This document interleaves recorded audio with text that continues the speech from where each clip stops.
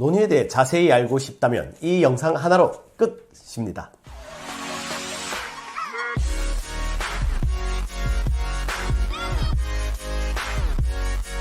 안녕하세요.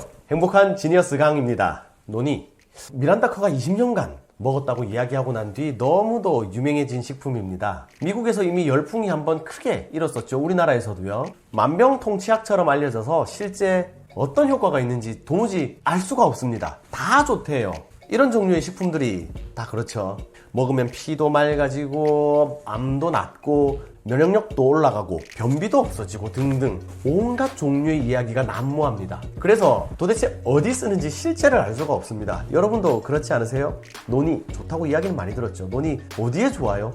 다 좋대요. 그래서 언제나 그렇듯 연구 자료를 한번 찾아봤습니다. 하지만 찾아보다 보니 문제가 있었습니다. 연구들도 온통 좋은 점들만 찾아놓은 것들이기 때문입니다. 찾아낸 장점들을 한번 나열해 보겠습니다. 항균, 항바이러스, 항진균, 항종양, 구충, 진통, 혈압 강화, 항염증, 면역 증강, 항산화, 치아 건강, 상처 치유, 항돌연변이 등등등등. 정말로 만병통치약이군요. 사실 방금 나열한 장점 중 항산화, 항염증, 면역 증강 이 세 가지만 제대로 되더라도 정말 어마어마한 효과죠. 그래서 저는 단점을 최대한 찾아보기로 했습니다. 먼저 논의를 복용한 뒤 급성 간염에 대한 보고가 7건 있었습니다. 하지만 심지어 논의가 간 보호 효과가 있다는 논문도 있네요. 그래서 논의를 어마어마한 양을 한 번에 복용하는 게 아니면 간에는 특별히 문제가 없다고 합니다. 그래서 논의 성분을 한번 찾아봤습니다. 특별히 안트라퀴논이 보이는군요. 이 안트라퀴논은 변비에 먹는 셋나엽에 들어있는 성분으로 설사를 하게 만듭니다. 하지만 특정한 안트라퀴논은 체내에서 돌연변이를 유발하는 위험할 수 있는 물질입니다. 암이 생길 수 있다는 얘기죠. 더구나 변비가 있다고 지속적으로 복용을 할 경우 장무력증이나 장염 등이 생길 수도 있고요. 그래서 찾아본 결과 논의에 포함되어 있는 안트라퀴논은 돌연변이를 일으키는 위험한 성분은 아니라는 것을 확인했습니다. 이쯤 되면 모든 연구들이 논의를 위해 만들어진 게 아닐까 생각이 들 정도네요. 그래서 실제 논의에 대해서 부정적인 연구를 찾는데 실패했습니다. 실패한 이유는 3가지 정도로 볼 수 있을 것 같아요. 첫 번째, 식품은 약이 아닙니다. 약은 먹었을 때 부작용이 있지만 식품은 특별히 알러지가 없는 한 부작용이라고 할 만한 게 나타나지 않습니다. 그만큼 효과가 제한적으로 나타나는 게 식품이에요. 약식동원이라는 말이 있죠. 약과 음식은 동일하다고 하지만 한의학에서 찬 약과 뜨거운 약이 있을 때 식품은 차도 이만큼 뜨거워도 이만큼입니다. 하지만 이 범주가 찬 것이 이만큼 뜨거운 것이 이만큼 이렇게 차이가 클 때 이것이 약이 되는 거고요. 먹어도 그다지 몸에 지장을 주지 않는 것은 식품이 되겠습니다. 그래서 흔히 우리가 신장이 약하신 분들은 부추를 많이 먹으라고 해요. 부추를 많이 먹는다고 갑자기 굉장히 급속도로 발전하고 그러진 않잖아요. 식품이라서 그런 겁니다. 두 번째, 논문을 내기 위해 연구하려면 부정적인 부분에 초점을 맞추는 것보다 긍정적인 효과에 초점을 맞추어서 연구하는 게 훨씬 쉽습니다. 만들고 나서 그림도 좋고요. 세 번째, 논의 주스를 만드는 모 회사에서 논문 제작에 많은 돈을 들였습니다. 실제 대표 논문 몇 가지에 공통적으로 나오는 중국 이름의 어떤 분이 그 회사와 관계된 사람이고요.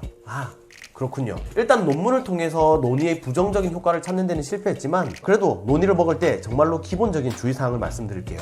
첫 번째, 칼륨이 많기 때문에 고혈압 약을 복용 중이시거나 신장 기능이 떨어진 사람 혹은 칼륨과 관련된 약을 먹는 사람은 주의를 해야 합니다. 연구에 혈압을 떨어뜨린다는 기능이 있다고도 하지만 고혈압 약이 칼륨 배출을 줄이기 때문에 같이 먹게 되면 칼륨이 너무 많아져서 몸에 나쁜 영향을 줄 수 있습니다. 두 번째, 언급드렸던 안트라퀴논 성분은 변비가 있는 분은 섭취했을 경우에 처음에는 금방 설사라든지 변이 편해져서 좋은 듯 하지만 갈수록 내성이 생기고 장의 기능이 떨어집니다. 그것 때문에 논의를 한 달 정도 드셨다면 최소한 보름 정도는 텀을 두고 복용하는 게 좋겠습니다. 연속해서 너무 오래 드시지는 않는 게 좋겠네요. 그리고 기본적으로 안트라퀴논은 간에 좀 부담을 주는 성분입니다. 한약재 중에 파극천이라는 약재가 있습니다. 논의의 학명은 모린다 시트리폴리아, 파극천의 학명은 모린다 오피시날리스입니다. 같은 꼭두선이과에 속한 식물로 비슷한 기원을 가지고 있지만 종이 다르기에 절대 같은 식물이 아닙니다. 같다고 이야기하는 곳들이 종종 있어요. 하지만 같은 과 같은 속에 속해 있기 때문에 어느 정도 비슷한 효과를 가지고 있다고 볼 수는 있습니다. 파극천은 중국에서 나는 식물로 한국에서는 흔히 사용되지는 않는데 스테로이드와 유사작용, 즉 항염증 작용을 가지고 있고 혈압 강화 작용이 있고 항종양 작용, 체력 향상, 생식 기능 향상 등의 작용을 합니다.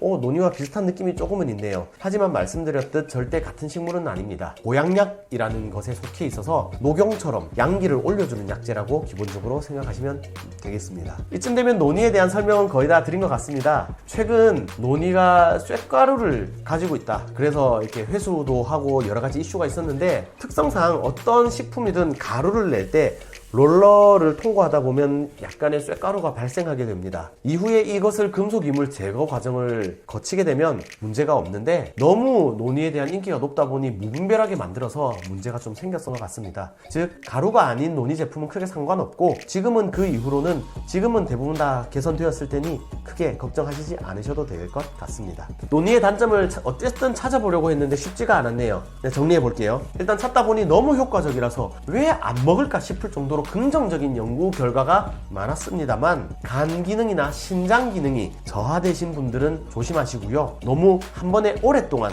복용하지는 않는 게 좋겠습니다. 아까 전에 제가 음식과 약의 이 차이를 간략하게 한번 말씀드렸는데 인터넷 후기를 검색해보면 논이를 복용하고 나서 여러 가지 부작용이 사람마다 정말 다르게 나오는 경우가 많기 때문에 처음 복용할 때 조심해서 나한테 부작용이 일어나지 않는지 잘 살피고 섭취를 해야겠습니다. 아마도 이 논이는 식품과 약의 경계선 쪽에 있는 게 아닐까 싶어요.